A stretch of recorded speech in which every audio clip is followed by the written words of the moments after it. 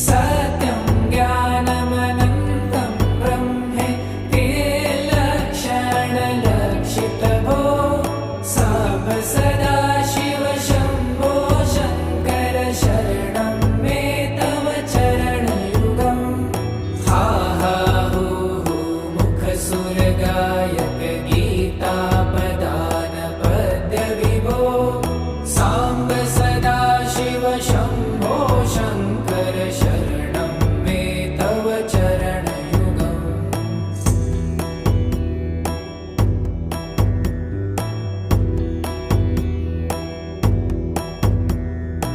ईश